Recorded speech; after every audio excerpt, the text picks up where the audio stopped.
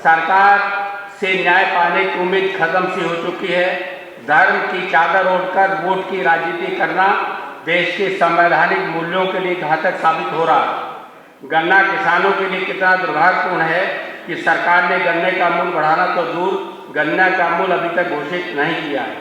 उत्तर प्रदेश में भाजपा ने चुनाव अभियान के दौरान वायदा किया था कि गन्ने का भुगतान 14 दिन के अंदर किया जाएगा। चौधरी चरण सिंह ने जब राजनीति शुरू की तो किसान की हालत बहुत खराब थी। किसान सम्मान के साथ नहीं जीता था, लेकिन चौधरी साहब ने किसान को सम्मान से जीने का हक दिया और सम्मान से खाली किसान ही नहीं, मजदूर को भी साथ लेकर चलते थे। मेरी याद है, छोटा सा था, मैं उनके साथ राजनीति की है कि हमारे यहाँ ढोलक बजा करते थे आनंदराम जी, उन्हें एमएलए बनाया। फिर एक रागनी गाते थे दलित विजेंद्र सिंह, उन्हें एमएलए बनाया। महावीर आजाद एक बहुत गरीब था, उसको एमएलए बनाया। और अब आपके बीच में जीता जाता उदाहरण ये अनिल विधायक जो शेड्यूल कास्ट है, उनका जैसा टिकट दिया जो साहब ने उसको एमएलए बनाने का काम किया। लोगों में आपके प्रति एक जागरूकता है। चौधरी साहब का 10 गांव में गया, मैं कल केवल अति पिछड़ों में रहा। जो बीजेपी ने एक धर्म की चटनी चटाकर एक नशा पैदा कर दिया था उनके अंदर, आज वो, मैं नहीं कहता कि 100% उतर गया, लेकिन वो धीरे धीरे उतर रहा है और वो आपकी तरफ देख रहे हैं। उन्हें उम्मीद है कि जयंत चौधरी हमारे हितैषी हैं और वो हमें अपने साथ लगाएंगे। चौधरी साहब इस वर्ग में बहुत ज्यादा हिम्मत और हौसला नहीं है, इस वर्ग में बहुत ज्यादा राजनीतिक जागरूकता नहीं है। ये सैनी है, पाल है, कश्यप है, प्रजापति है, जोगी है, नाई है, तादाद में है। एक लोकसभा में 5-5, 7-7 लाख वोट है। ये आज आपकी तरफ देख रहे हैं कि हमारी लड़ाई अगर कोई लड़ेगा तो ये किसान का बेटा, ये मजदूरों का हमदर्द जयंत चौधरी लड़ाई लड़ेगा। तो मेरा आपसे अनुरोध है कि वो ज्यादा आगे बढ़ के आपके पास नहीं आ सकते, 2 कदम आप रख दो तो मेरा दावा है कि जो भी भारतीय जनता पार्टी को छोड़ेगा वो आपके साथ लगेगा, किसान मजदूर के साथ लगेगा, क्योंकि वो भी किसान और मजदूर है। केंद्र सरकार ने जनमत हासिल किया, लेकिन अब जनता के प्रति उदासीन है। जन भावनाओं का आदर वो लोग नहीं करते हैं।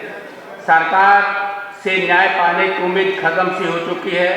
धर्म की चादर ओढ़कर वोट की राजनीति करना देश के संवैधानिक मूल्यों के लिए घातक साबित हो रहा है और चौखंबा की व्यवस्था को करीब चरमरा दिया है।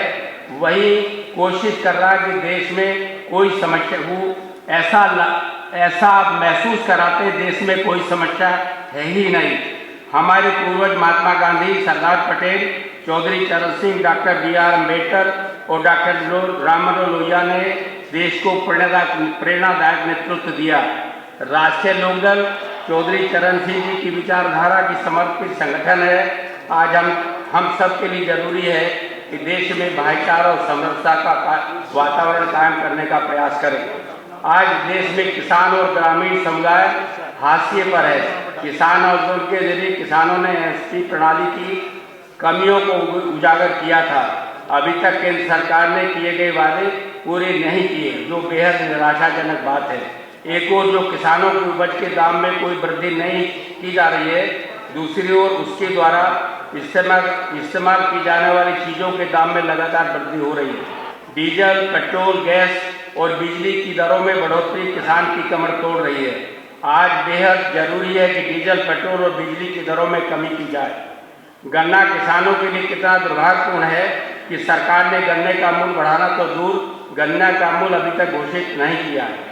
उत्तर प्रदेश में भाजपा ने चुनाव अभियान के दौरान वायदा किया था कि गन्ने का भुगतान 14 दिन के अंदर किया जाएगा एवं विलंब होने पर उसका भुगतान ब्याज सहित किया जाएगा। किंतु चालू सत्र में अभी तक कोई लाभकारी मूल्य घोषित नहीं किया गया। सरकारी आंकड़े दर्शाते हैं कि 2019 में देश के हर किसान पर औसत 74,000 रुपये कर्ज है। बैंक में बड़े उद्योगों और खातेदारों को सुविधाएं की छूट दी जा रही है। दुर्भाग्य है कि संसद के हाल में पेश देश के बजट में भी सरकार ने कृषि क्षेत्र में समस्याओं में मोड़ लिया है। अन्नदाता की लगातार उपेक्षा, जबकि कोरोना काल में देश की GDP को कृषि ने ही बचाया था घोर निंदनीय है। ये वही सरकार है जिसने सत्ता में आने से पहले प्रतिवर्ष नौजवान को 2 करोड़ नौकरियां देने का वादा किया था, जबकि बड़ा ढोल नगारा पीटा प्रधानमंत्री जी रोजगार मेले में मात्र 71,000 नौकरियां नियुक्ति पत्र बेरोजगार को दे पा रहे हैं। राष्ट्रीय लोकदल का मानना है कि सरकार के विभिन्न मंत्रालय किसानों में लाखों लंबित पदों विभागों में लाखों लंबित पदों को निष्क्रिय प्रक्रिया के जरिए तुरंत भरना चाहिए। लघु उद्योग, हस्तशिल्प और कृषि पर आधारित उद्योगों को प्रोत्साहन दिया जाए। नोटबंदी और कोरोना महामारी के चलते लघु उद्योग क्षेत्र बर्बाद हो चुका है।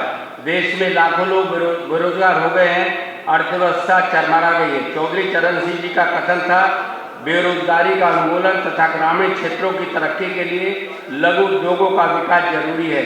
आज डॉलर के मुकाबले रुपए का लगातार उन्मूलन देश की आर्थिक स्थिति को कमजोर कर रहा है। 2014 में काले धन की वापस लाने का वादा करने वाली भाजपा सरकार के राज में स्विस बैंक में काला दोगुना हो गया, आज दोगुना हो गया है। दरअसल 60 बनाम 8 की बात करें तो बीते 60 साल में स्विस बैंक में जितना धन काला धन था, आज भाजपा के राज में 8 साल में दोगुना हो गया।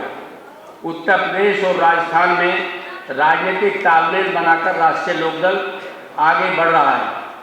आगामी चुनाव के लिए जनहित में राजनीतिक गठबंधन बनाने का अधिकार ये राष्ट्रीय अधिवेशन दल के राष्ट्रीय कार्यकारिणी के माध्यम से राष्ट्रीय अध्यक्ष जी को सौंपता है। सत्ता और संस्थाओं के दुरुपयोग करने वाली अहंकार की ताकतें के आगे विचारधारा और संगठन टिक पाएगा, ऐसा परिप्रेक्ष्य में राष्ट्रीय लोकदल संकल्प लेता है कि हम चौधरी चरण सिंह जी की नीतियों को लेकर गांव-गांव जाएंगे और संगठन मजबूत बनाने का प्रयास करेंगे। मित्रों, संगठन और संघर्ष एक ही रास्ता है वर्तमान सरकार को चुनौती देने का। मैं इस प्रस्ताव के माध्यम से प्रस्ताव रखा है, आप विचार करेंगे और हमारे साथी इस पर महत्वपूर्ण राय अपनी देंगे। आप सभी को उसको संगठित होकर नोट करना है। धन्यवाद।